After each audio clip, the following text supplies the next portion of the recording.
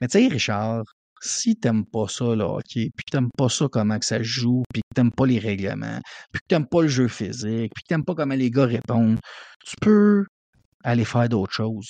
Tu sais, ton chèque de paye, là, va écrire au culturel, va au art et spectacle. Là. Nous autres, c'est du hockey qu'on regarde. Puis le hockey, c'est physique, c'est violent, que t'aimes ça ou non.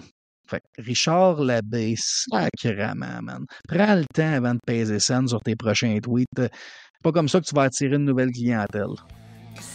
On parle de sport, top net, hat trick, on run les blitz. On suit les signatures, les drafts et les scandales. Les agents libres t'invitent à jaser. Va mettre ta bière au fret, écoute les agents libres, c'est Corby, JF, Charles. Les agents libres. Bienvenue aux Agents Libres, le podcast de deux nobody qui disent les vraies affaires. Comment ça va, quoi? J'adore ta nouvelle intro. Ça va, toi, JF? Ça va. Grosse semaine, grosse fin de semaine. J'ai pas le choix avant de parler de hockey, Corb. As-tu regardé un peu la série mondiale de tes Yankees? Oui et non. J'ai des enfants maintenant, fait que je me couche tôt. Mais j'ai pas eu le choix là, de regarder quelques manches ici et là. Puis le Grand Slam de Freddie Freeman, c'est vendredi soir là, qui a lancé une douche d'eau froide. Mais je sais pas, c'est comme si on pouvait le voir venir. Tu sais, son at-bat d'avant, il a frappé une fausse balle circuit pour ensuite se faire retirer à la piste d'avertissement. Puis après ça, il décide de l'affronter. Ben, il a pas le choix parce que les buts étaient remplis, mais en voulant dire choisis tes pitchs. T'étais un en avance, tu pouvais te permettre le walk. Puis, tu sais, je sais pas. Les Yankees, moi, pour moi, je les voyais pas gagner cette série-là. Puis Aaron Boone, ça fait déjà 4-5 ans là, que je me demande pourquoi il est encore là. Sa façon de manager les lanceurs fait pitié. Là. Pour moi, c'est risible à ce niveau-là. Fait que les Dodgers sont 2-0, mais bon, on s'en retourne à New York. Je garde la foi. Juan Soto, Aaron Judge qui est cold, là, le plus froid qu'il a jamais été. Fait que ça peut être assez dangereux là, en retournant dans le Bronx. S'il décide d'amener un bâton au marbre, ça peut être dangereux, effectivement. Ouais, c'est ça. C'est pas l'Aaron Judge qu'on est habitué de connaître, ça c'est clair. Non, mais c'est une bonne nouvelle en soi. Là, il s'est gardé du bâton pour les matchs à New York, souhaitons-le. Yes. On parle de hockey, Corb. J'ai envie de te lancer tout de suite sur... en fait, je vais y aller comme ça.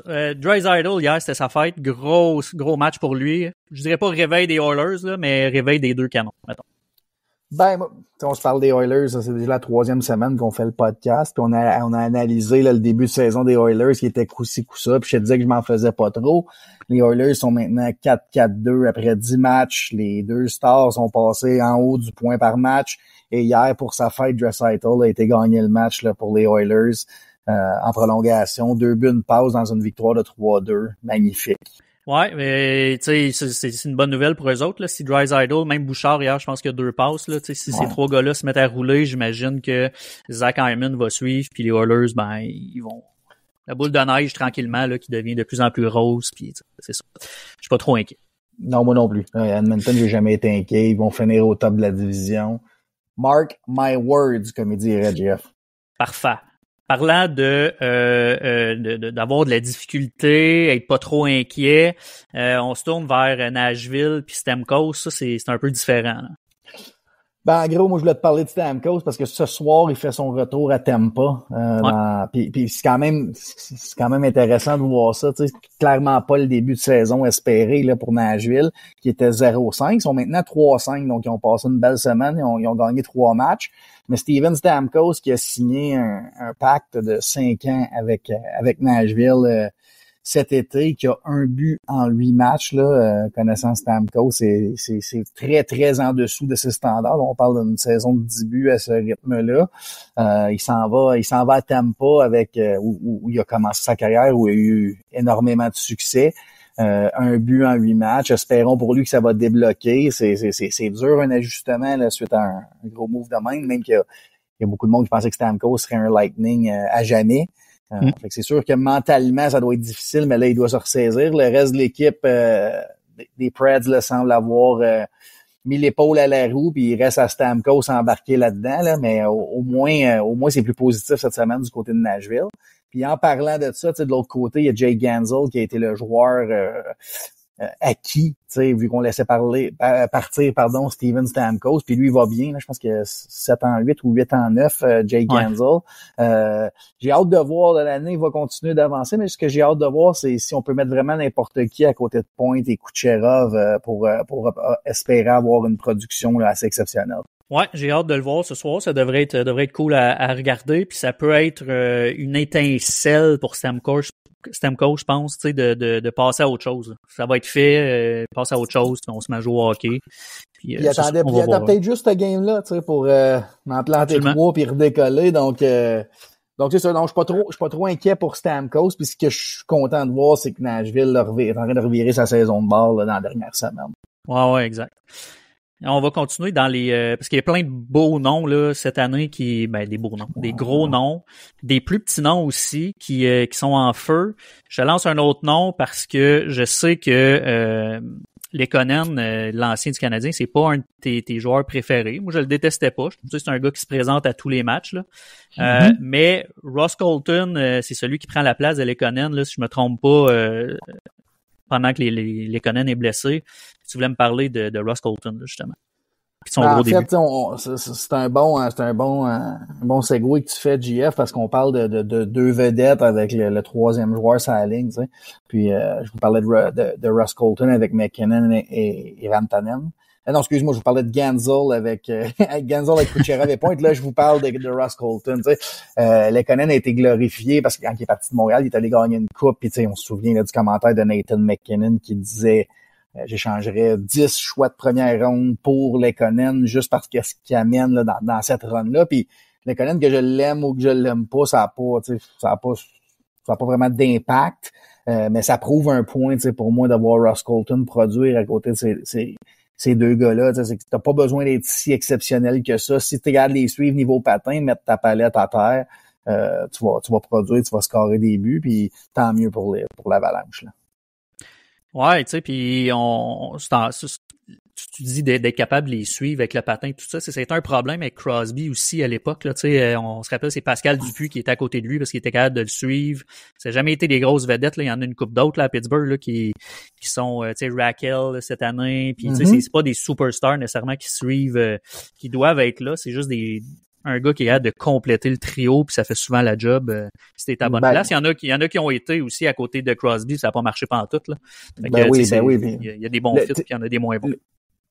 Exactement. Puis tu sais, le patin, c'est une chose, faut être capable de suivre, mais il faut aussi comprendre. Puis ça, tu sais, des fois, je pense que tout mettre tes œufs dans le même panier, là, puis vous allez comprendre où je m'en vais avec ça rapidement, mais tu sais, tout mettre tes œufs dans le même panier, tous tes meilleurs joueurs sur le même trio, ça peut être une stratégie qui est bénéfique, mais ça peut faire l'effet inverse aussi si c'est trois gars qui aiment ça avoir la puck sur leur palette puis qui l'ont pas assez, ou que il y en a deux qui aiment ça se positionner sur le coin des poteaux pour ramasser les retours. Tu sais, faut que tout le monde ait sa position, faut que ça clique. Puis des fois, tu sais, on l'entend souvent dans le monde du hockey, mais c'est un duo avec un joueur complémentaire qui vont composer les trios. Pour ce qui est de Colorado, là, c'est pas mal de même qui font ça. Même on se souvient, là, on savait que dans les séries, Eichel jouait avec Marchessault ou McKinnon avec Rantanen. Dans le temps, Point était sûr de jouer avec Kucherov. Puis il y a toujours un duo dynamique.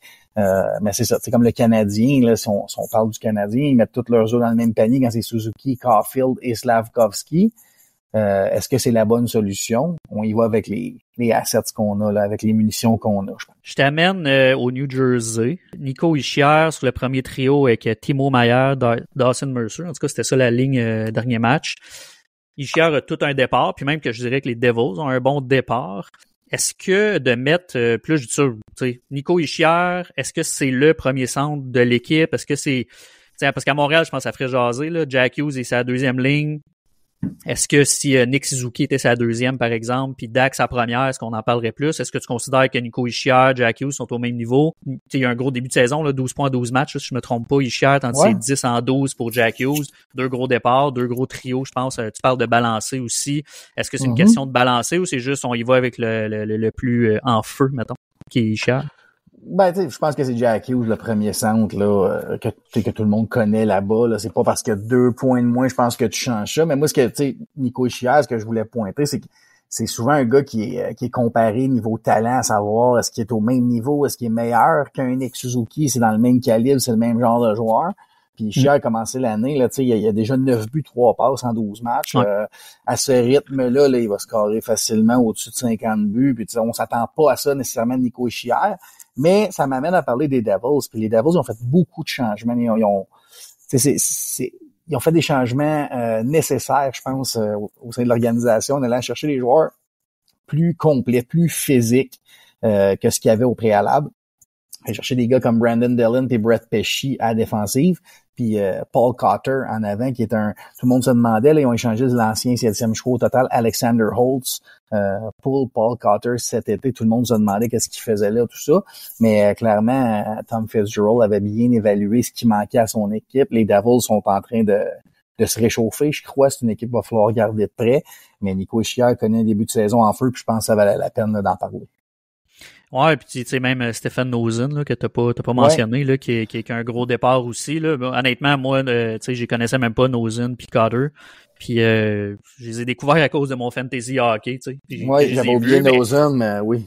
Exact. Puis c'est le genre de gars que tu dis OK, ils sont en feu, mais tu sais ça va se calmer là, je le prendrai pas ou dans mon fantasy, tu sais. Puis finalement ouais. Ben ils sont encore en feu, puis là ben je suis encore là à me dire ben non, tu sais à un moment donné ça va se calmer, mais c'est ça. Ben Nosen c'est un gars depuis 3 semaines. Ben oui, puis Nosen c'est un gars qui était un peu barouetté de la Ligue américaine à la Ligue nationale, puis il s'était fait une niche les 2 dernières années avec les Hurricanes de la Caroline, puis il avait son spot sur l'avantage numérique proche des poteaux justement là, comme je parlais, pour le retour, pour faire dévier, pour cacher à la vue. Puis il arrive à New Jersey, les blessures, le line-up, il donne des opportunités, puis à date, il répond. Puis si je lis bien ce qui se passe sur Twitter, les fans de New Jersey sont tombés en amour assez rapidement avec Nosen et Cotter. Non, tant mieux pour eux autres. Parlant de fantasy, Corb, hier, la journée d'hier a fait que je te devance d'1 point au 4e rang. Toi, t'es au 5e rang de notre pool. Fantasy football? Mais non, fantasy hockey, come on. Le Joss Pool. Que le cousin Fred, que le cousin Fred mène encore largement. Ouais, ça va se passer. Il n'y a même pas 10 games de jouer, là. Ben oui, je sais bien. J'y vais encore, on reste dans ce qui est en feu là présentement, les Jets qui ont tout un début de saison, puis je sais pas qui va les arrêter, c'est sûr que quelqu'un va le faire éventuellement, là. Ils seront pas 82-0, mais tu voulais nous jaser un peu des Jets. Ben, les Jets sont 8-0-0. Je pense pas qu'il y avait personne qui avait ça sur son bingo card. Moi, je les ai même mis fringe série. Je me demande qu'est-ce qui m'a passé par la tête. Et puis, Connor Hellebuck est fidèle à lui-même. Je pense qu'il y en avait 6 ou 7 victoires. Puis, ce que j'ai remarqué du côté des Jets, c'est l'avantage numérique était très productif. Je suis allé voir les chiffres. 43% de rendement sur l'avantage numérique. Ça, c'est pas soutenable, ils pourront pas tenir ça toute l'année, mais ceci explique cela. 8-0, quand tu roules à 43, là, tu scores 1 sur 2 là, à peu près en power play. Ça change un match. Mais dans un autre ordre d'idée, à l'autre bout du spectre, il y a les Sharks de San Jose. 0-7-2. Je pensais pas que c'était possible de faire pire que l'année passée, mais ils sont en voie de réussir cet exploit-là. Nouveau coach qui a dit que c'était, et je quote unquote là en anglais, mais c'était embarrassing de se présenter comme ça. Macklin Celebrini est tombé au premier match de l'année. Will Smith a été promu et c'est 0 points en ce match maintenant pour mon préféré. Will Smith et les Sharks s'en vont nulle part. Michael Granlund avec William Eklund et Tyler Toffoli cependant font quand même beaucoup de dommages pour cette équipe-là, mais c'est les seuls points positifs là, desquels on peut parler. Ouais, t'as-tu une idée quand est-ce que Celebrini revient ou t'as pas cette info-là? Non, j'ai pas cette info-là. Là. C'est du day-to-day depuis sa blessure. Fait que c'est dur d'avoir un diagnostic précis. Ouais, effectivement. Puis tu vois, je regarde pendant qu'on jase, puis je vois rien là qui dit quoi sur lui, mais je pense pas qu'il va changer le fait que soudainement les Sharks vont devenir une équipe imbattable. Là. Ils vont s'améliorer évidemment, mais ça reste que c'est une recrue, puis faut qu'il s'habitue là. Mais ouais, effectivement, c'est Toffoli, puis c'est qui t'as dit déjà? Granlund qui ont des bons départs. William Eklund aussi là, qui ont mis avec eux 6 points à ce match, je pense. Quand même, là, tu sais, je veux dire, c'est notable. La semaine passée, ça a brassé avec le Canadien. Saint-Louis, il fallait le mettre dehors. Il était plus bon. Il fallait amener Patrick Roy. Ça brasse, aussitôt que ça brasse à la glace. Là, tu sais, il y a des journalistes ou des sites là, qui vont chercher un peu le drama. Le drama, c'est le bon mot. Puis hier, moi je l'ai pas vu, là, tu me l'as conté tantôt, mais hier, il y a eu un petit peu de drama là, à Boston entre Marchand et son coach. Ben, c'est pas hier, là, c'est milieu de semaine passée. Puis, ok, mais tu vois, j'ai pas vu ça. C'est ça. Jim Montgomery sur le banc là commence à, en français ils vont dire enguirlander là, mais il commence à crier après Brad Marchand, pas satisfait de ce qu'il vient de faire sur la glace depuis le début du match, le chiffre précédent, j'ai même pas les détails.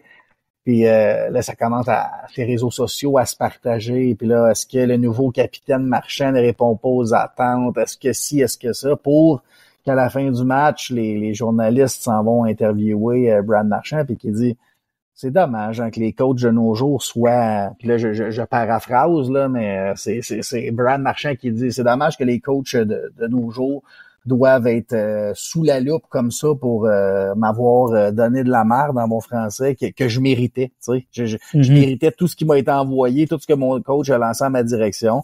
On prend ça, on tourne la page, là, tu sais, c'est Big Boys Money qu'il a dit, là, tu sais, je veux dire, il l'a pas dit, mais c'est ça que ça veut dire. Il y a de la grosse argent qui se brasse, il y a de la pression qui vient que ça, puis il va y avoir des émotions.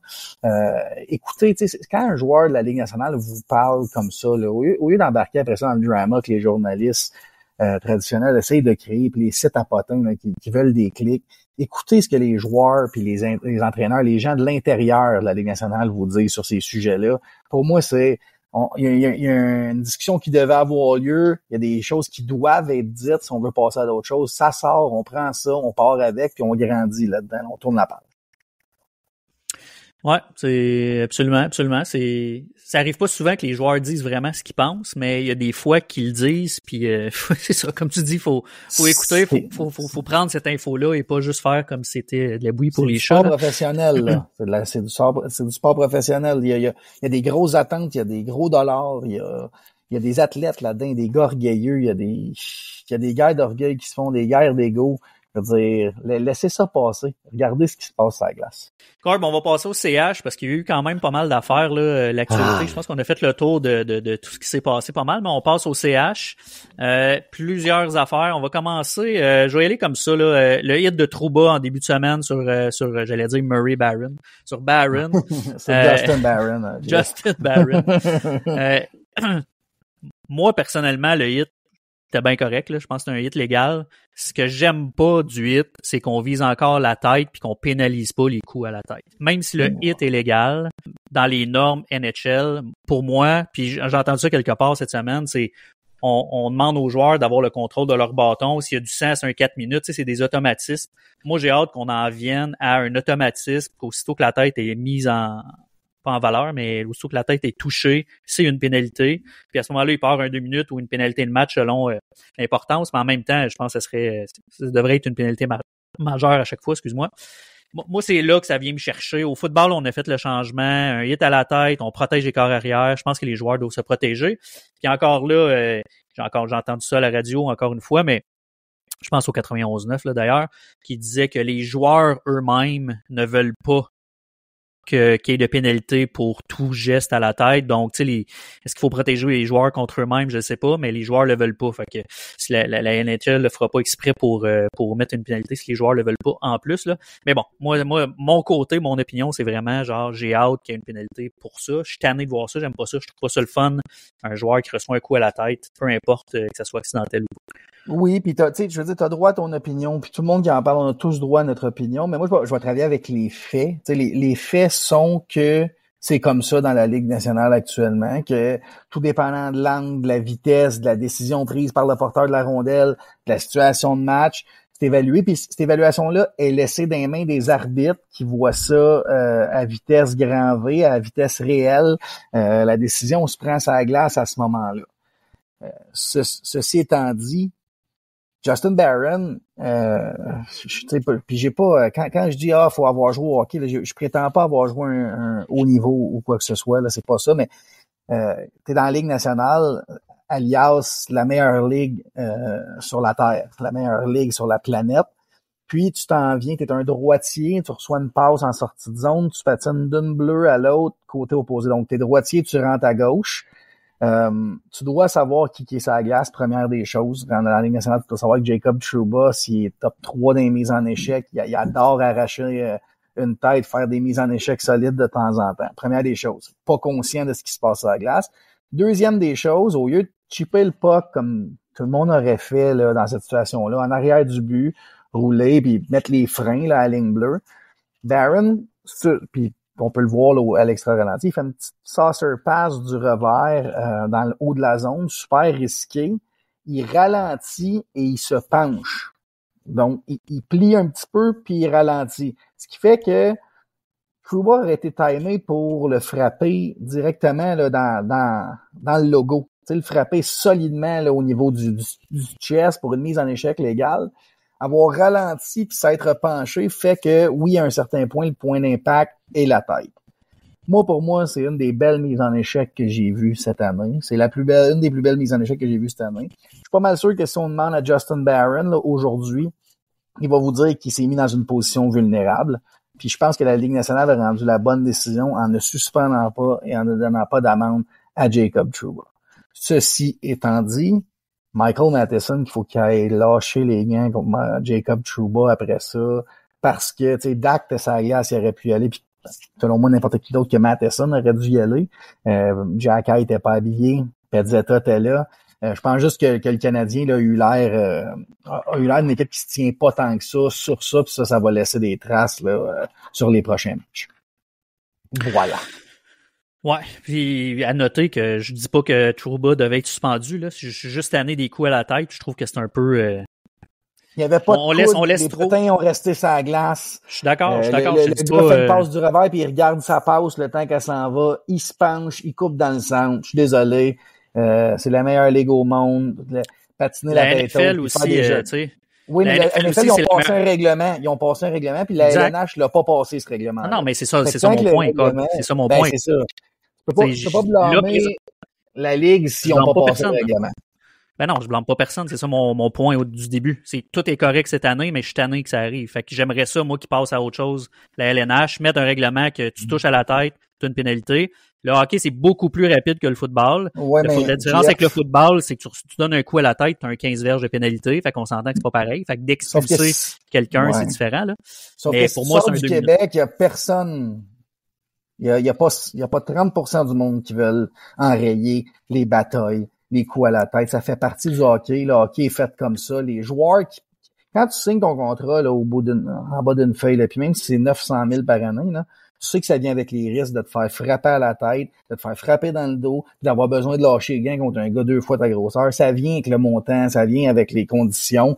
Ils l'acceptent. Là. Fait que, à un moment donné, quand les joueurs voudront le changer, ils feront ce qu'ils ont à faire. Pour l'instant, les joueurs sont consentants. Laissons ça aller. Ouais, mais je reste pas d'accord pareil. C'est pour moi un coup à la tête, c'est non. T'sais, la NFL, toutes les autres ligues l'ont enlevé avec raison. Je comprends, là, tête, moi aussi, idéalement, il n'y a pas de blessure à long terme puis de CTE, toutes ces affaires-là. Mais la réalité est que c'est là. Fait tant que c'est là, tu parles de bataille, je considère pas une bataille comme un coup à la tête, là, on s'entend, là. Pourtant, c'est plusieurs coups à la tête dans un seul événement, tu sais. Pas tant d'accord, là. Tu peux te battre, sans recevoir de coups à la tête, puis je pense pas que c'est ça, tu sais, un check si tu open ice. Si tu recevoir de coups à la tête, G, là, t'es le meilleur de la ligue. T'es le meilleur de la ligue, puis tu bardasses tout le monde. Je dis pas que t'en reçois pas, mais pour moi, un coup de poing, ça gueule. C'est moins... C'est rare que tu vois quelqu'un tomber knock-out sur la glace. Oui, mais c'est constant. Ça, moi, ça dans jamais, tous les cas, que ça nous plaise ou non, là, puis notre opinion, là, honnêtement, là-dessus, on s'en balance, c'est de même, puis c'est de même. Tu sais, je veux dire, la game est de même aussi bien la jouer de même. Moi, ce que j'aurais aimé voir à la place, c'est ah non, c'est vrai, il était pas habillé, là, mais un Struble qui remplace Jacky tellement mieux, là, aller frapper un bon joueur l'autre bord après ça, tu sais, aller une bonne mise en échec à un Lafrenière ou à un Panarin, quelque chose pour le shaker un peu, mais non, on n'avait pas ce qu'il fallait dans le line-up, il était en haut des estrades. Ben, une bonne mise en échec, n'importe qui peut la donner, je pense, là, pour vous avoir un Jacky. Moi, puis je relance là-dessus, si c'est une mise en échec légale puis tout est correct, pourquoi devoir se battre? pourquoi se tenir en équipe? Il l'a gelé légalement, that's it, that's all. C'est un jeu de hockey. Puis... Je vais revenir à ça. Tu sais, ça, je suis d'accord avec toi aussi. C'est comme une mise en échec dans le chess, là, c'est quoi que je n'ai vu une, là, c'était complètement aberrant. Mais tu sais, là, on va reculer de quelques années. Mais tu sais, quand Perry, accidentellement, quand il jouait pour Canadien, il avait pogné le genou à Tavares. Il avait donné un coup de genou à Tavares sur la tête, puis il avait fallu qu'il lâche les gants avec Nick Foligno au prochain face-off. Ça, pour moi, c'est n'importe quoi. C'était un accident. Mais le code est qu'une mise en échec center ice, tu dois répondre. Qu'on en parle jusqu'à demain, toi et moi, puis n'importe qui, ça change rien. Les gars, là, qui jouent la game, aussitôt que ça arrive, ils sautent dans le tas puis ils répondent. Pourquoi on essaie de changer toujours ce qui est en place? C'est comme ça. La journée où ça va disparaître, ça sera disparu. C'est hors de notre contrôle. Même si on en parle jusqu'à demain matin, ça change absolument rien. C'est un règlement qui est là, puis le code, il est là pour rester. Je sais pas si tu as remarqué, mais le nombre de bagarres puis de bonnes mises en échec, il monte dans la Ligue nationale parce que ça fait partie du spectacle. Puis perdons pas de vue que le hockey, c'est un spectacle. Si tu veux mettre des fesses dans un siège, il faut qu'il se passe de quoi. Puis je suis allé au Rocket il y a 2 semaines, puis je regarde quand il y a une bataille dans la Ligue nationale, le monde il aime ça. Fait que, tu sais, ce débat-là, là, ce non-débat-là, je veux dire, c'est pas notre opinion qu'on donne, c'est il y a un point, le règlement, c'est ça. Il y a un code, c'est ça. Puis les gars sont à l'aise là-dedans, vivent bien là-dedans. Il y a des gars qui ont des jobs parce qu'il y a un code, qui seraient pas dans l'alignement s'il n'y avait pas de code. Tu sais, passons à un autre appel, là. Ouais, mais tu sais, je regarde, mettons, Couturier hier qui a droppé les gants, puis que tu sais, il regarde l'arbitre en voulant dire que c'est ça, tu sais, qu'est-ce qui se passe. Je suis pas sûr que lui est d'accord avec le code. Byron du Canadien, il est obligé de se battre parce qu'il a fait une mise en échec il y a quelques années, ça a mis fin à sa carrière. Tu sais, je suis pas sûr moi que tu sais, je le comprends, puis je suis loin d'être contre les batailles, je suis le premier à me lever, puis j'aime ça. Mais je commence à être tanné un peu qu'à chaque fois qu'il y a une belle mise en échec légale, que là, soudainement, faut se battre, là, tu sais, à un moment donné, revenons-en, là, c'est plus ça, là. Ben oui, c'est bien correct. Moi, j'aime ça. Ben, j'ai pas dit que j'aimais pas ça.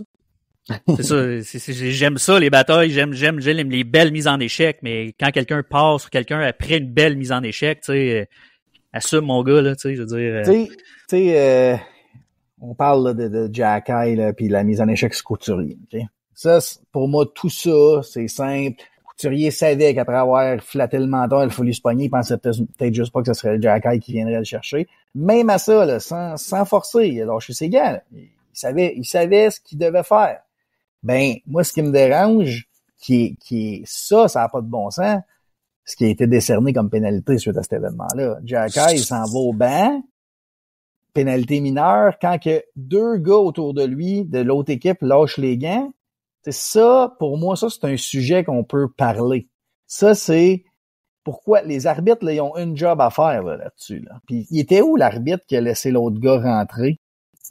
Sealer, partir de je sais pas où, lâcher les gants, revirer Jacky. Il était où cet arbitre-là? Puis moi non plus, là, je voulais pas voir Jacky Couturier. Là. Honnêtement, quand j'ai vu ça, j'ai fait non, il va y donner une petite chance. Là, ils se sont parlé, je te puncherai pas, je vais te brasser, je vais te sacrer à terre. Il y a quelque chose, il s'en allait pas détruire Couturier. Mais comme l'autre, il arrive de où, ça peut être très dangereux. Puis là, on s'en sort avec une punition. Aucun sens. Puis le code, là, tu remarqueras, il est appliqué dans les 32 équipes de la Ligue. Puis tu sais, mettons, on parle de l'arbitrage et du code, parce que tu vas voir si je m'en vais avec ça, mais l'arbitrage, il n'y a aucune constance. Le code constant, n'importe quelle mise en échec center ice, faut que tu répondes. Ben, moi, j'aime mieux savoir à quoi m'en tenir que d'être dans le jugement là, actuel de comment que l'arbitre se sent pour décerner un call. Fait que vive le code. Ouais, puis même quand le troisième, là, j'oublie son nom, là, tu vas me le rappeler, le troisième. Sealer, c'est Sealer. Il est rentré dans le tas. L'arbitre en chef pointe le gars, genre en voulant dire mais oui, troisième joueur. Vu ça. C'est n'importe quoi de A à Z. Puis tu sais, probablement là, j'imagine que les arbitres là, qui étaient officiers dans le match d'hier ont un appel aujourd'hui. Là, ils ont des comptes à rendre. Là. Très, très, très étrange comme call. Quand tu dis que le nom dans le dos a une influence, là, je pense que c'est ça qu'on a vu hier. Tout ça, ce qui s'est passé avec Barron, ça a chamboulé bien des affaires cette semaine. Là. Dak il est rendu sur le premier trio. Il y a des retours qui s'en viennent, là, on va en parler, là, mais Goulet et Slav vont revenir. Je sais pas si Dak va rester là, sûrement pas, mais tu voulais nous parler du premier trio, le nouveau premier trio du Canadien. Ouais, ben, sais, ouais, on a vu la fin de saison l'année passée avec Slavkovski, Suzuki et Caulfield qui a produit beaucoup des très beaux résultats. Puis là, bon, Slav se blesse pour au moins une semaine. Je pense qu'on est à 5 ou 6 jours aujourd'hui. Là. Je sais pas s'il va être là mardi, mais en tout cas, il devrait revenir cette semaine selon ce qui nous a été dit. Mais Martin Saint-Louis a décidé, au lieu de balancer les trios, il a pris Kirby Dach, le sorti du centre, qui connaissait pas des bons moments, puis il gagnait pas beaucoup de mises au jeu. Donc, bon timing pour faire cet essai-là. Il le met avec Suzuki et Caulfield et ce nouveau premier trio-là obtient 9 points en 2 matchs. Puis Cole Caulfield, 2 buts, une passe là, pendant les 2 matchs. Ce que je veux... Tu viens de parler de Caulfield, mais tu parles de Caulfield qui score tout le temps de la même place, là? Ouais, on parle-tu de ça là ou... Go! Pascal Leclerc. Je sais pas... je sais pas si c'est de l'amertume ou un goaler, ça a toujours été considéré bizarre, parce que Pascal Leclerc, pour ceux qui le savent pas, là, il a joué dans la Ligue nationale plusieurs années, Columbus et Ottawa, entre autres, là, souvent comme backup, mais là, il est allé d'une déclaration sur Cole Caulfield qui devrait, et je le cite, là, c'est paraphrasé parce que j'ai pas les mots exacts, mais il dit qu'il devrait être benché, sauter des matchs des fois parce que tout ce qu'il fait sur la glace, c'est scorer. Et en plus, il score toujours du même endroit. Puis là, j'ai entendu ça. Puis là, tu sais, hey, c'est dommage, la poche bleue est obligée de retirer ce clip-là parce qu'il y a trop de monde. Tu sais, juste à le prendre, la première fois que tu l'entends, tu fais attends un peu, là. It doesn't add up, là. Tu sais, ça fait aucun sens qu'est-ce qu'il dit. Je vais juste le réécouter pour voir s'il a vraiment dit ça, tu sais. Puis Callis, oui, il a vraiment dit ça, tu sais. Puis Caulfield, c'est pas comme si Caulfield, il avait un but à ses 6 derniers matchs, là. Il est 8-9. C'est comme, je sais pas où tu prends tes affaires. Je sais pas ça fait combien de temps t'as pas checké le hockey, là, mais Ovechkin, là, sur ses 800 keks, là, ben, il en a scoré 500 du même spot. Tu sais, les bons scoreurs ont des points de repère précis, c'est connu. Tu sais, je ferai pas le tour, là, mais de où Brett Hull comptait ses buts, puis Luc Robitaille, puis tu sais, Stamkos, Ovechkin, puis tu sais, Kucherov, puis on sait où ce que Matthew Tkachuk score les siens, puis Zach Hyman, il a tout le temps 2 pieds dans le bleu, puis Draisaitl, l'année passée, en powerplay, était tout le temps à la même place. Quelle analyse! Je peux pas croire que ces gars-là ont un micro, sont rémunérés pour donner des opinions aussi vides. Puis tu sais, t'écoutes ça, puis là, la poche bleue qui sont obligés de retirer le clip parce que l'autre se fait trop bâcher. Hey, c'est mérité. Je suis désolé, là, mais quand tu dis des hosties de niaiseries dans la vie, là, c'est correct de te refaire mettre à ta place. Fait que pour ce qui est de Pascal Leclerc sur Cole Caulfield, déjà que je t'écoutais pas beaucoup, Pascal, je t'écouterai pas plus. Il y en a comme ça qui, c'est ça, tu te demandes toujours s'ils écoutent vraiment le hockey, même si c'est des anciens, là, c'est un peu n'importe quoi. On va vous en parler d'un autre un peu plus tard, là, qui vient me chercher depuis des semaines. C'est l'enfer. Tu sais, puis don't get me wrong, il y a de très bons analystes, commentateurs, chroniqueurs de hockey au Québec, là, puis un Manon pourrait aller dans le plus positif pour vous faire des listes, mais il y en a des mauvais, tu sais, puis il y en a qui sont dépassés par les événements puis qui ont de la misère à s'ajuster à la nouvelle LNH là 24-25 2024-2025.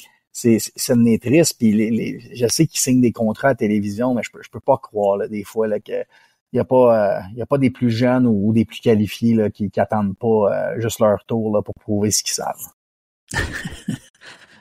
Corb canadien l'année passée, pas l'année passée, mais la semaine passée, on a parlé tantôt, là, tu sais, tout le monde voulait mettre Saint-Louis dehors, le Canadien c'était fini, c'était bottom 5, tout, tu sais, c'est fini. By the way, on n'a pas parlé de ça, là, mais t'as-tu écouté la conférence de Saint-Louis cette semaine? Quand il dit « Je prendrai jamais de conseil de quelqu'un. J'écoute pas les blabla de ceux à qui je demanderai jamais de conseil. Il a répété aux journalistes 7 matchs. Il y a juste 7 matchs de jouer. Pour vrai, cette conférence-là, c'est une des meilleures que j'ai vues dans les dernières années, là. C'était direct tout de point. Au final, on a 2 victoires cette semaine. Es-tu content justement cette semaine, là, les deux victoires qu'on a eues samedi, dimanche? Tu m'avais demandé comment je voyais la semaine passée. Je t'avais dit ça prendrait 4 points, mais je m'attends à 3. Je m'attendais à aller chercher un point à Saint-Louis, gagner contre Philly. Finalement, 2 victoires convaincantes. contre Saint-Louis et contre Philadelphie samedi et dimanche, coup sur coup, back-to-back, ce qui arrive pas souvent. Une à la maison et une sur la route, ça c'est sûr que ça va être bon pour la confiance.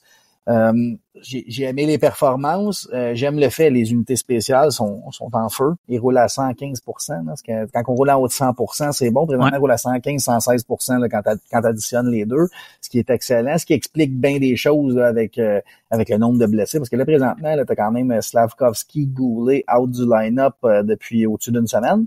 Depuis une semaine, mettons, environ. Puis, tu sais, Lainé qui a pas joué un match depuis le début de l'année. On a Barron qui vient de s'ajouter à ça. C'est quand même des résultats étonnants. T'sais, le Canadien se trouve à être 4-1 après 9 matchs. Puis, je dis juste ça de même, mais sont 4-2-1 quand que Arbor Xhekaj joue. Je tiens juste à le souligner. Mais c'est ça. Toi, tu sais, moi, je veux revenir à la conférence de presse de Martin Saint-Louis. Tu sais, Martin Saint-Louis, j'aime sa confiance, j'aime ses idées, j'aime le fait qu'il soit super calme. Puis tu sais, moi, comme tu disais, là, c'est ses matchs, j'embarque là-dedans. Tu sais, ne pas trop s'en faire en ces matchs. Ça peut te dire beaucoup de choses, ces matchs. Mais fais pas une évaluation finale là-dessus. C'est vrai que l'échantillon était petit. L'autre côté, tu sais, je demanderai pas de conseil à quelqu'un, j'écouterai pas de critique à quelqu'un, je demanderai pas de conseil. Ça, il a volé une page du livre d'Aaron Rodgers qui a dit ça il y a quelques semaines.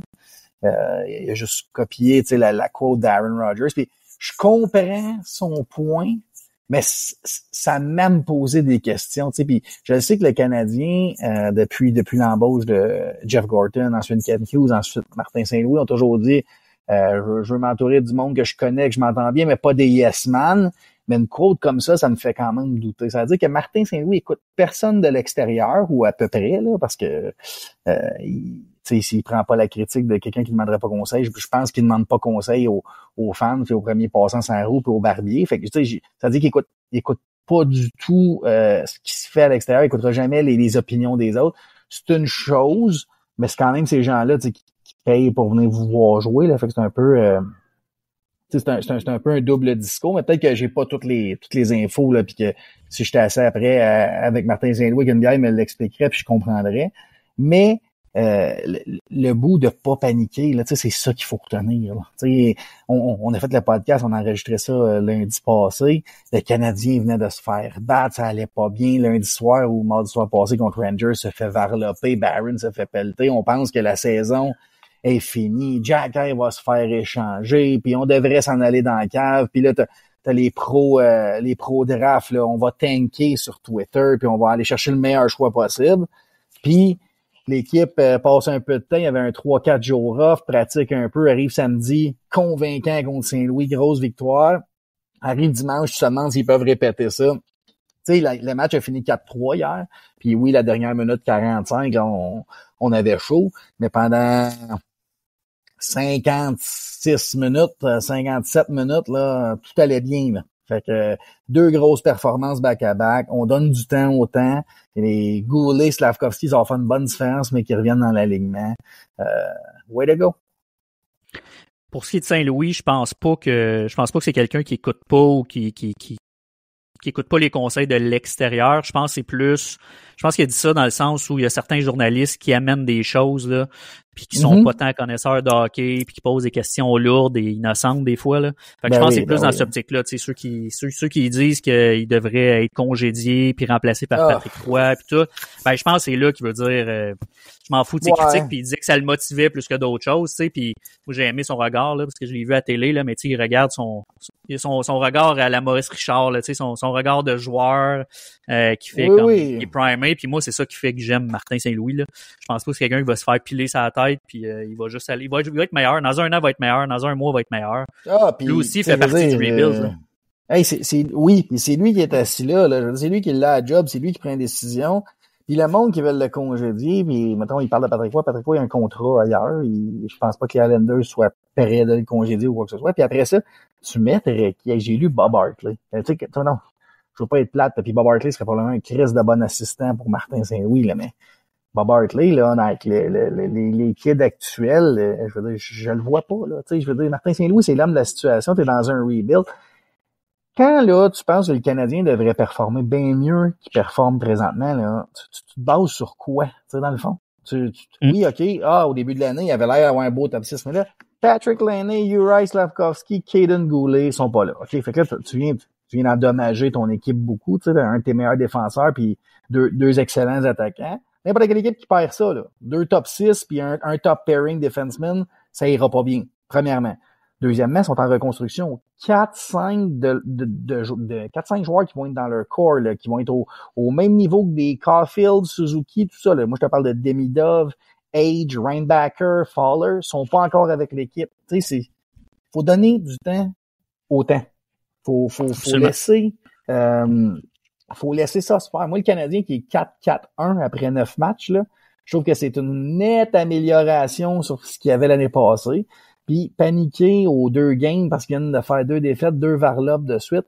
Dans l'état actuel de, tu sais, ce que t'as dans les nets, là, ça se peut que tu te fasses battre des gros scores cette année. Ça se peut que les gars, c'est des jeunes, hein, ça se peut qu'ils baissent les bras à un certain point. Ça se peut qu'il y ait un autre stretch de 3-4 matchs où ils ont pas l'air pas là pantoute. Mais quand ils sont là, quand ils sont focus puis que ça clique, ben, ils sont capables de jouer avec n'importe qui. Puis moi, je pense que c'est ça qu'il faut retenir. Ouais, t'as pas tort. Comme d'habitude, Corb. C'est rare t'as tort. Fatigué. Corb, on va passer au prospect, là. On va faire un saut canadien à prospect canadien, là. Cette semaine, Bassou a fait un article mentionnant que le Canadien était prêt à échanger des assets, des choix pour l'année prochaine. Ce qui est quand même assez nouveau à mes oreilles, là, parce que le Canadien n'arrête pas de dire qu'ils sont prêts à échanger, mais sans toucher à l'avenir. Donc, ce serait quand même pas un changement de plan, là, mais un genre de... On réajuste le tir, puis on s'ajuste plus le temps passe. Tu sais, à un moment donné, on gardera pas nos choix, puis on n'échangera pas rien pendant les 5 prochaines années.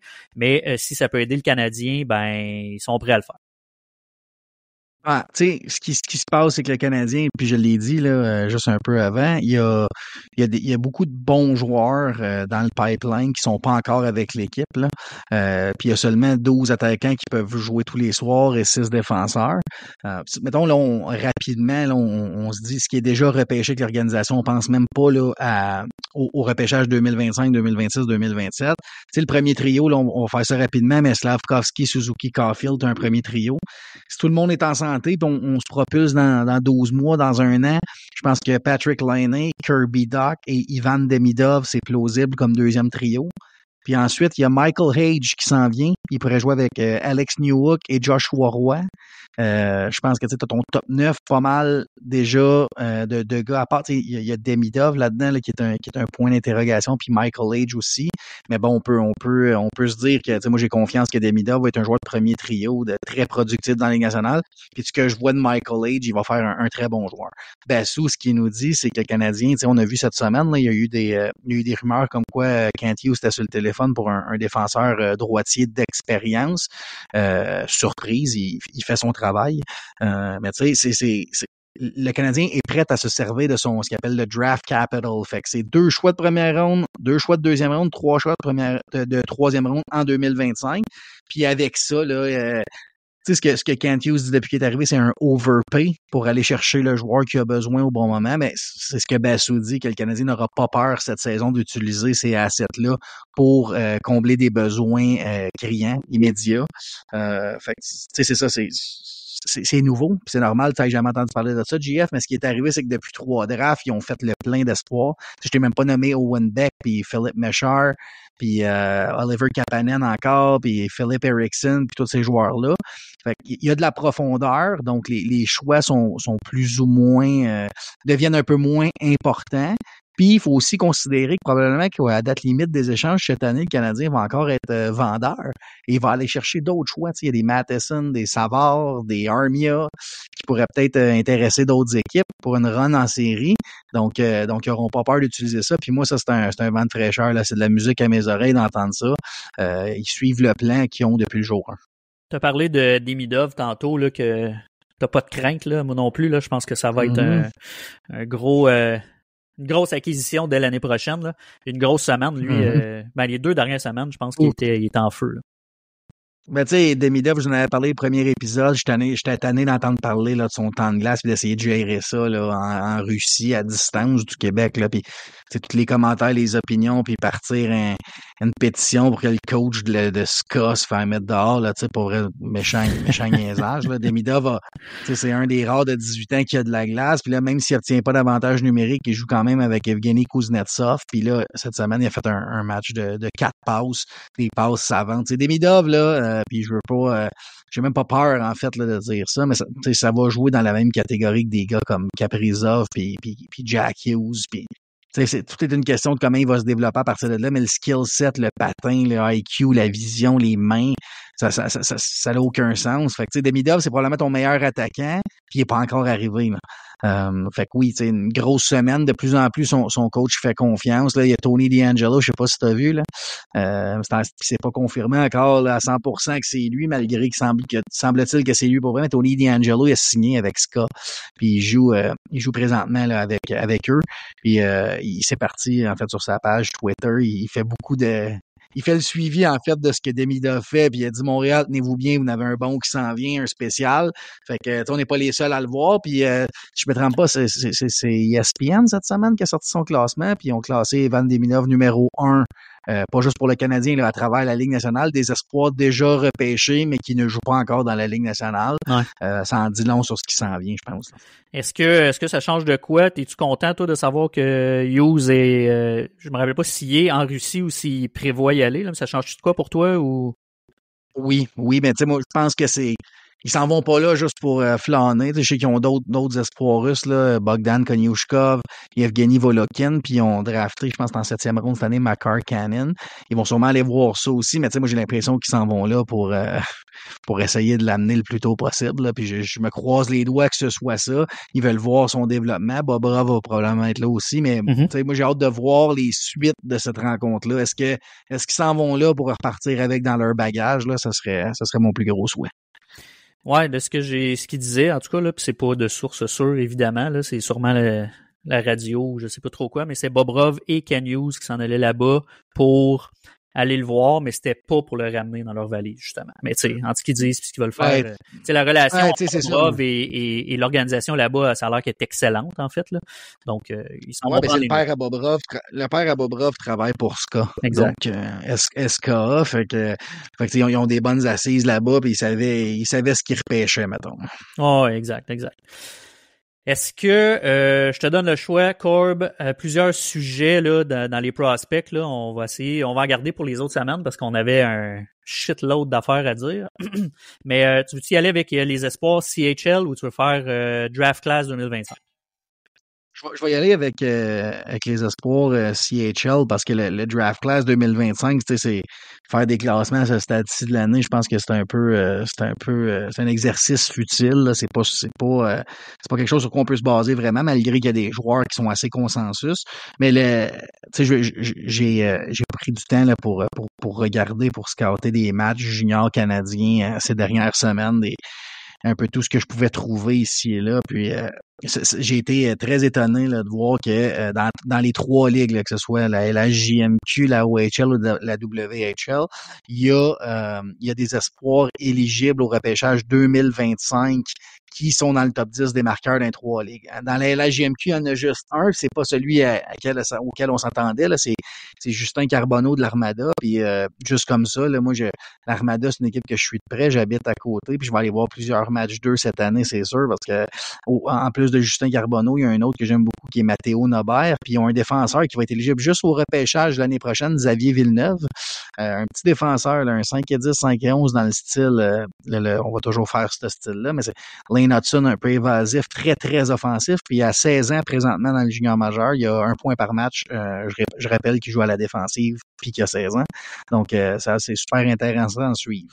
Dans la OHL, c'est une bataille à 2 là, qui est commencée depuis le début de la saison entre Michael Misa et Porter Martone, qui ont respectivement Misa 26 points, puis Martone a 25 points. Moi, j'ai hâte de voir si un de ces deux-là ou les deux vont être invités là, par Team Canada Junior, là, qui aiment ça habituellement avoir c'est pas coutume, là, mais quand il y a des gros espoirs de 17 ans là, dans leur équipe au tournoi des fêtes, le U20. Puis dans l'Ouest canadien, Il y avait Roger McQueen qui était un des espoirs, le favori pour le top 5 du repêchage 2025 qui s'est blessé. Mais le premier marqueur de la Ligue se trouve être un jeune de 17 ans des Blazers de Kamloops, Nathan Behm, B-E-H-M, là, pour ceux qui se demandent. Il a 22 points déjà. Un attaquant que personne ne voyait vraiment là. Il était pas sur beaucoup de listes pour la première ronde en début de saison. Il produit bien. Tu sais, moi, je l'ai regardé jouer beaucoup là, parce que il y a des coéquipiers aussi qui sont disponibles pour le repêchage, mais Nathan Behm, c'est un gars qui a un QI hockey hors norme, puis c'est tout un passeur, tout un fabricant de jeu. Déjà 22 points. Puis il y a l'autre là, que je me dois de parler. Puis cette semaine, la Central Scouting, là, la NHL, ils sortent leur liste. Puis bon, si on regarde pas trop les espoirs en général, là, on va se fier beaucoup au Central Scouting pour dire OK, lui, mais les années ont prouvé que le Central Scouting, c'est un peu n'importe quoi, puis ils mettent les noms populaires, puis ils n'ont pas vraiment donné. On se demande vraiment qui fait l'évaluation, puis ils ont prouvé encore leur point cette année en mettant Cameron Schmidt, un attaquant des Giants de Vancouver, comme espoir côté B. Schmidt, à part, Schmidt, là, c'est un gars dynamique avec un coup de patin déjà Ligue nationale, super créatif, un lancer aussi au niveau de la Ligue nationale. Son seul défaut, puis vous allez me voir venir, mais il mesure 5 pieds 7. Mais ce gars-là, si on le met à 6 pieds, par exemple, même frame là, qu'un Nathan Behm ou qu'un Michael Misa, il serait probablement considéré pour le premier choix au total cette année. Donc, encore une bourde, selon moi, du Central Scouting. Moi, j'ai Cameron Schmidt présentement dans mon top 10 là, du draft 2025, mais je tenais à souligner que le Central Scouting a probablement encore fait une bourde. Là. OK. Puis sans nécessairement, parce que j'aimerais ça qu'on prenne le temps dans les prochaines semaines là, de parler du draft class 2025, mais t'as qui, toi, numéro 1 présentement? Parce que là, je pense que c'est Higgins là, qui est premier. Ouais. Mais toi, je sais que t'aimes bien Schaefer aussi. Là. Ben, tu sais, il y a un top 5 clair pour moi en ce moment, là, mais je pense pas que ça va rester intact. Mais moi, puis là, tu sais, ça va sortir un peu du champ gauche parce qu'il vient de recommencer à jouer, mais moi, j'ai Matthew Schaefer numéro 1. Tout ce que j'ai vu de lui, ça va être un défenseur numéro 1 élite dans la Ligue nationale. Pour moi, c'est un Lane Hudson de 6 pieds 1, là, si on veut, je pense encore plus dynamique offensivement. Il est revenu cette semaine, premier match, première période, il a compté un but, un défenseur de 6 pieds 1, 190 livres, contrôle le jeu en power play. Donc moi, Matthew Schaefer, pour moi, là, vu que je le vois comme de clear-cut défenseur numéro 1 dans la Ligue nationale, peut-être même top 10, top 15 à un certain point, c'est le gars que j'aurais premier overall cette année. Mais c'est même pas James Agents que j'ai deux, moi c'est Porter Martone, il le suit de très près. Martone, c'est le gars que tu voudrais à Montréal. C'est 3 200, des mains de velours pour déjouer, un shot, il se casse les plus proches du net. Un même style de jeu sans le côté là, fatigant puis grit. Là. Pour moi, c'est le même style de joueur qu'un Matthew Tkachuk, sans le côté ras là, qui te fait pogner les nerfs. OK. Schaefer, c'est un avec droitier. Un bien meilleur shot. Oui, puis avec un bien meilleur shot que Matthew Tkachuk au même âge. OK. Intéressant, mais ça, tu sais, on va prendre le temps parce que ça change tellement, tu sais. Je me souviens, là, je me souviens pas des noms exactement, mais je me souviens que la liste de l'année passée, tu sais, il y a des joueurs qui étaient top 5, là. En fait, il y a un Cole Eiserman, par exemple, il était vu comme compétitionnaire numéro 1, puis finalement, il est sorti 17e, là, genre, à peu près, là. Ben oui. Puis tu sais, cette année, le Michael Misa, là, je veux pas me tromper, mais je pense qu'il y a 18 buts en 14 matchs, là, ce qui est énorme. Là. S'il continue comme ça, il va scorer au-dessus de 80 buts. Son année recrue, son année de repêchage, ce serait pratiquement du jamais vu. Mais moi, je le regarde jouer, puis je vois, là, il y a le coup de patin incroyable. Mais je pense que les skills au niveau de la Ligue nationale vont peut-être le rattraper un peu. T'sais. Marquer un but contre un goaler junior moyen dans la Ligue, c'est une chose. Marquer un but contre un goaler moyen dans la Ligue nationale, c'en est une autre. Puis c'est là que je pense que Misa là, va glisser un petit peu. Mais le top 5 là, que j'ai là, tu sais, Schaefer, Martone, Agents, puis Roger McQueen, Michael Misa, mettez-les dans l'ordre que vous voulez. C'est 5 gars que tu veux avoir dans ton équipe là, qui vont changer ton organisation. Ouais, j'ai hâte de voir ça, mais comme je mentionne, on va en parler plus tard, puis j'ai hâte de voir ton top 5, ton top 10, même éventuellement ton top 32 évoluer. On passe. Disons, là, d'ici la fin novembre, JF, là, je devrais être à l'aise de te faire un jet là, pour des espoirs de première ronde. Ah, solide. À plus. Pas à plus, mais à voir. À voir, à suivre. À suivre, c'est ça que je cherchais, en fait. On passe à la prolongation, Corb. 2 sujets. Un qui est, c'est moi qui te l'amène juste pour, je trouve ça sympathique. Je trouve ça un peu dans le contexte des scénarios que je veux t'amener une fois de temps en temps. Puis l'autre sujet, ça nous met un peu plus en crise, mais faut pas devenir fou avec. Je vais donc commencer avec celui qui nous met un peu plus en crise parce que je veux bien finir les choses. Je te laisse aller avec tes tweets de la semaine. Tweet de la semaine. Là, tantôt, on a parlé de Pascal Leclerc, qui disait qu'il fallait probablement bencher Caulfield, là, parce qu'il scorait toujours de la même place. Il y a notre ami Richard Labbé qui, là, tu sais, c'est important, là, je veux dire, on se permet, on est un podcast, on est libre, on dit ce qu'on veut, mais tu sais, Richard, ça fait des années là, qu'il est dans le paysage sportif du Québec. Ça fait longtemps qu'on le voit couvrir les Canadiens, puis d'autres sports. Puis bon, ça. Mais là, Richard, là, depuis quelques semaines, l'échappe bien raide. On sait très bien là, que c'est pas à Richard qu'on va aller écouter pour trouver des nouvelles façons de voir le hockey. Là. C'est pas celui qui est le plus qualifié là, pour comprendre et expliquer la game. Mais là, cette semaine, là, il a repoussé les limites. Là. Je me souviens, il avait posté la semaine passée, je pense, là, le joueur des 49ers qui a donné une tape. Il mélange le football et le hockey, vous dire comment il est mêlé. Donner une tape sur le casque d'un joueur, puis là, il s'est fait mettre dehors. Puis là, mais s'il avait fait ça, regardez comment c'est simple, on met un joueur dehors. Bon, premièrement, la NFL, c'est une ligue, la NHL, c'en est une autre. Puis là, cette semaine, c'était au baseball, là, c'est Freddie Freeman, en fait, qui frappe son circuit. Là, c'est samedi, en fait, c'est passé vendredi soir, mais le tweet a eu lieu, si je ne me trompe pas, samedi matin.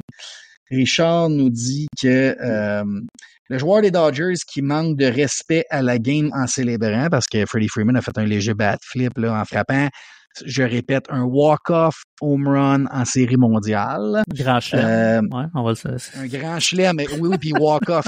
En plus, là, qui termine le match pour son équipe. Ben oui, le premier de l'histoire. Il fait un bad flip, il regarde sa balle, puis Freddie Freeman étant qu'il est, là, c'est pas une méga célébration, mais on ressent toute l'émotion qu'il y a en lui. Mais là, Richard, là, puis je vais te le lire au complet, le tweet, là, je vais te le quoter, c'est le joueur des Dodgers qui manque de respect à la game en célébrant. Au hockey, il aurait eu un cross-check dans la face comme il se doit. Bon, Richard, par où commencer? Hein, JF? Je sais pas, tout quand je t'ai envoyé ça, là, tu m'as dit, ben non, c'est une blague, il niaise, ça se peut pas, il doit avoir un sou. Alors, dans le fond, lui, tout ce qu'il veut dire, c'est qu'au hockey, quand tu fais un geste, quand tu fais quoi que ce soit, le gars peut te faire un cheap shot, peut te donner un coup, peut répondre de la manière qu'il l'entend. Mais tu sais, Richard, si t'aimes pas ça, le hockey, puis que t'aimes pas ça comment que ça se joue, puis que t'aimes pas les règlements, puis que t'aimes pas le jeu physique, puis que t'aimes pas comment les gars répondent, tu peux aller faire d'autres choses. Tu sais, ton chèque de paye, là, va écrire au culturel, va au art et spectacle. Là. Nous autres, c'est du hockey qu'on regarde, puis le hockey, c'est physique, c'est violent, que t'aimes ça ou non. Fait que Richard Labbé, sacrément, man. Prends le temps avant de peser scène sur tes prochains tweets. C'est pas comme ça que tu vas attirer une nouvelle clientèle. Ouais, c'est moi ce qui vient me chercher, c'est de faire des parallèles entre les deux sports, alors que on a vécu que tu sois fan des Yankees ou pas, ou des Dodgers ou pas, c'est un Christy de beau moment qu'on a vécu, puis là tu viens un peu pisser sur le moment en faisant un lien boiteux là, avec le hockey. Moi c'est vraiment ça. T'as le droit à tes opinions, mais à un moment donné, les liens boiteux, là, c'est un peu ça qui vient me chercher, puis c'est juste pour provoquer, là, j'ai l'impression, là, mais ça marche. En fait, mais c'est exactement ça. Dans le fond, il y a deux raisons, là, soit qui est complètement épais, puis qui fait des tweets sans penser, puis qui se dit qu'il est drôle ou qui va amener quelque chose à la conversation, ou il veut des réactions, il veut provoquer, puis il veut exactement ça. Puis mon autre, peut-être une troisième, là, il s'en va peut-être à la retraite, puis il se dit, je vais brasser à la cage un peu, puis s'il s'en va pas à la retraite, j'espère qu'il y va bientôt parce qu'il est complètement dépassé. Là. Il y en a une couple là, de plus en plus, là, tu sais, puis c'en est un en plus, là, ce qui, tu sais, je suis pas un fan de des blogs nécessairement à potins, là, tu sais, j'en lis quelques-uns, mais ça vient me chercher un peu, puis Richard, c'en est un justement qui blaste là, les sites à potins, puis tout ça, parce que c'est pas des vrais journalistes, tout ça, mais pour moi, des tweets de même puis des commentaires de même, c'est pas digne d'un vrai journaliste. Tu sais, maintenant, c'est comme... tu verrais jamais... Pour vrai, là, mettons, ceux qu'on respecte le plus, là, m'en nommer 2, là. Un, que c'est un journaliste, puis je pense que c'est le numéro 1, Martin Leclerc ferait jamais un commentaire de même. Puis après ça, tu sais, un gars qui est super aimé, un Anthony Marcotte ferait jamais un commentaire de même. Il y en a plein, là. Mathias Brunet non plus. Ben oui, Mathias Brunet. Il fait dans l'ironie, il fait des trucs à double sens. Il a jamais besoin de se rendre là. Tu sais, Richard, il est, en anglais, ils vont dire irrelevant, là. C'est plate à dire, là. Puis tu sais, je vous dis ça, là. C'est pas juste mon opinion à moi, là. Je parle avec mes amis autour de moi, là. Shout-out à Danny Meyer, là. On s'envoie des screenshots de ce que Richard Labbé envoie, là. Tu sais, c'est toujours une aberration. Il a toujours l'air au bout de sa vie. Si t'aimes pas ça, le hockey, lâche d'en suivre. Tu sais, il y a personne qui t'oblige à recevoir ton chèque de paye comme commentateur sportif de hockey à la presse, là. Il y a d'autres choses dans la vie. Si t'es pas heureux, là, get the fuck out. À sa défense, Corb, c'est un fan des Cowboys, là, Richard, là, fait que ça se peut que ça a un impact sur... Tu sais, ma calisse. Moi, j'étais un fan des Yankees, puis ils viennent de se faire tauler. Je m'en vais pas écrire des hosties de niaiseries pour créer des réactions. En tout cas, on pourrait s'en parler jusqu'à demain de Richard Labbé, puis je vous le dis, là, s'il continue à faire le cabochon, ça va être lui dans les prochaines semaines aussi. Mais le tweet de la semaine, là, qui goes wrong, c'est Richard Labbé. Puis honnêtement, on va le suivre de près, voir s'il n'y a pas d'autres bouts, mais on va vous tenir au courant. Tu avais un deuxième tweet aussi que tu voulais nous parler. Ben, tu sais, c'est un winner-loser, là, tu sais, Richard Labbé étant le gros loser cette semaine. Marc Dumont, premier épisode, avait gagné, puis Marc Dumont, là, si vous êtes sur Twitter et vous le suivez pas, travaille pour Montreal Hockey Now, des très bons articles, du très bon contenu, puis il a juste calé Pascal Leclerc, là, suite au but de Caulfield. J'ai trouvé ça excellent, là, tu sais, il a dit, c'est vrai, on devrait le bencher, il fait juste scorer, là. C'est un genre de tweet-là que j'aime beaucoup, là, un peu sarcastique, mais, tu sais, de bonne guerre, là, je voulais juste le mentionner. OK, ça, c'est bon. Pour mieux finir, Corb, j'ai envie de t'envoyer sur un petit scénario, là, tu sais, comme je te dis, j'aime ça, j'aime ça lire des articles, là, que ce soit sur The Athletic ou les Martin Leclerc et même Mathias et tout ça, il y en a plein, là, il y en a beaucoup des bons articles, autant en anglais qu'en français. J'aime un peu voir ce qui se passe, là, dans le côté des rumeurs. On s'entend que 9 sur 10, ça a aucun sens, là, des rumeurs qu'on entend. C'est des rumeurs. C'est ça, c'est des rumeurs. J'en ai vu une cette semaine, puis je veux pas dire qu'elle m'a fait rigoler, mais sur le premier coup, j'étais comme, c'est sûr que non, mais je veux avoir ton opinion sur cette rumeur-là, parce que il y a jamais rien de possible là, dans ce monde-ci, puis en plus, tu as dit que le Canadien était prêt à céder des assets pour aller chercher, pour s'améliorer big time.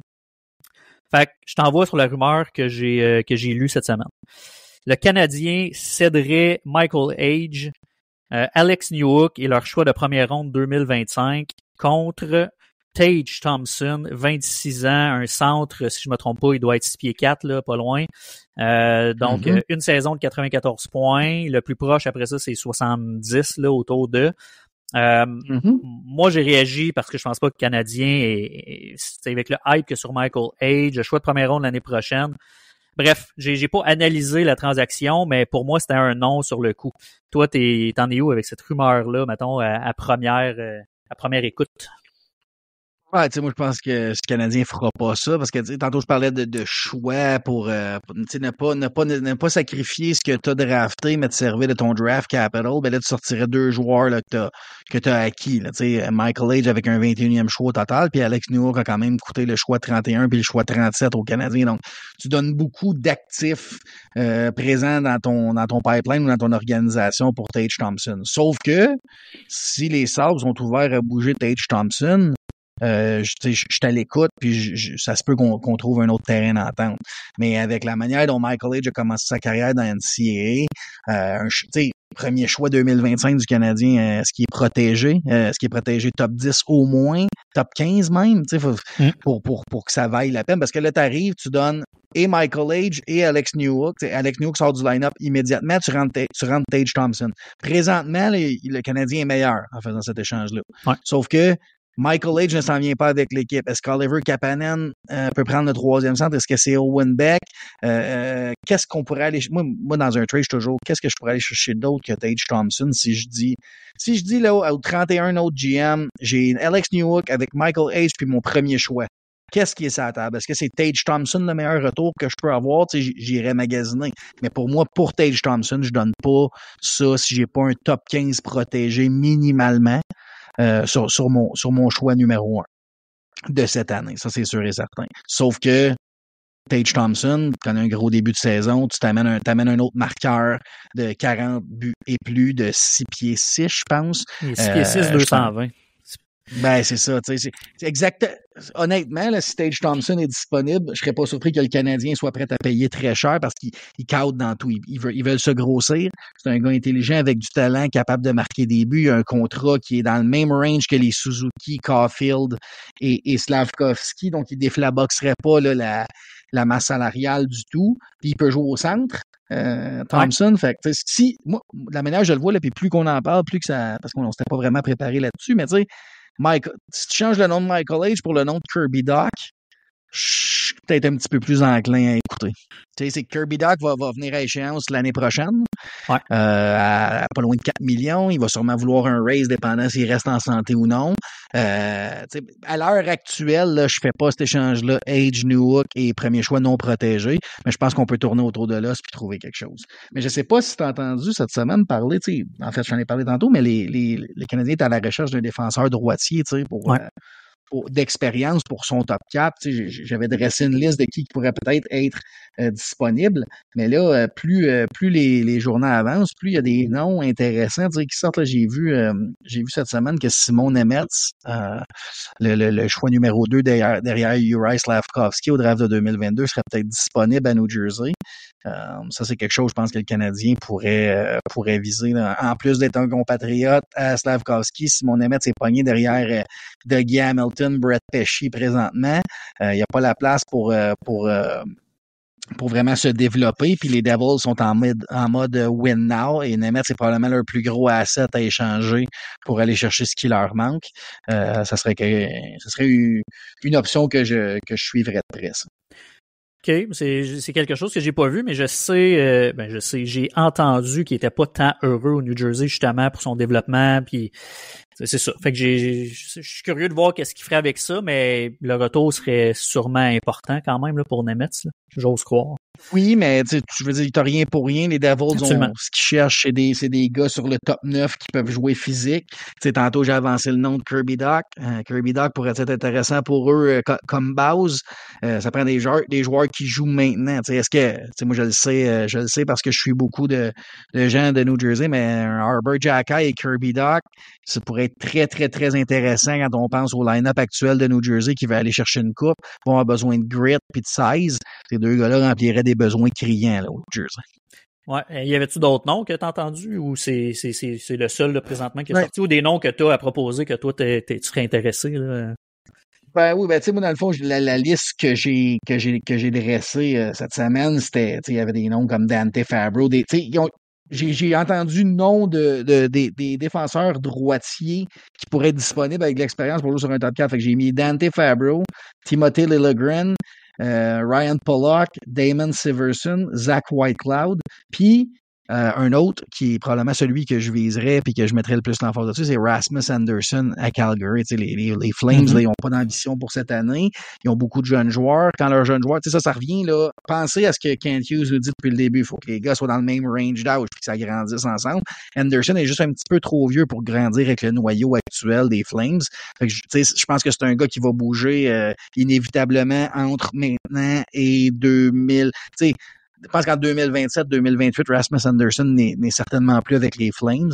Donc, ça c'est un des noms. Rasmus Anderson et Simon Nemeth seraient deux cibles de choix. Sinon, un que j'aime beaucoup, là, mais que je doute de sa disponibilité, c'est Braden Schneider avec les Rangers de New York. Mais les Rangers, en étant en mode Stanley Cup, Coupe Stanley cette année, peut-être qu'ils vont bouger des assets là, qui s'attendaient pas à bouger. Intéressant. Corb, on a fait le tour pas mal de nos sujets. En fait, il y en a plein qu'on n'a pas discuté, là, mais on va les reporter aux prochains épisodes. Je pense qu'on est en train de prendre notre rythme, là, puis j'aime bien ce qu'on offre au monde pour l'instant. Encore une fois, ben c'est ça. On va être disponible sur toutes les plateformes. On est disponible en fait sur toutes les plateformes, Spotify, Amazon, Apple Music. On est sur YouTube aussi. Pas en vidéo, là, mais vous pouvez nous télécharger là. Sinon, Facebook, Corb, ton ex, ton Twitter, t'es actif au quotidien à @Corbs avec 2 Z à la fin, Corb ZZ. N'hésitez pas à discuter avec lui. Nos réseaux sociaux des agents libres sont pas encore très actifs. Là, je vais m'y mettre éventuellement là, pour mettre ça à jour. J'ai ajouté GF avec Twitter. Là, à partir de cette semaine, j'ai pris une décision. Je vais faire des petits polls, des petits sondages. Okay. Puis tu sais, je vais vouloir créer une discussion là, au podcast la semaine suivante avec les questions que je vais poser. Donc, je vais ajouter ça. Là. Je n'en avais même pas parlé, mais c'est ma stratégie là, pour cette semaine. Je veux voir créer un petit peu de discussion avec les utilisateurs. Parfait. Corb, bien hâte de voir ta première question, ton premier poll. Grosse semaine encore une fois dans le sport, gros mois dans le sport. Donc, on se revoit la semaine prochaine avec plein d'autres sujets, autant pour les prospects, pour le Canadien que l'actualité. Ça bouge énormément dans le monde du sport. Donc, on sera jamais en manque de sujets. Non, puis anyway, on va se parler après 8 fois cette semaine, JF, on va faire le tour, puis on va vous préparer un beau show pour la semaine prochaine. Juste dire que je nous réécoute, puis j'ai trouvé que le deuxième épisode était déjà un 20 à 30% meilleur que le premier. Fait que je pense que d'ici 2-3 semaines, on va être à l'aise à 100%. Oui, absolument. Un gros merci, Corb. On se revoit la semaine prochaine. Thank you, mon JF. Bonne semaine. Écoute les agents libres, c'est Corb et JF Charles.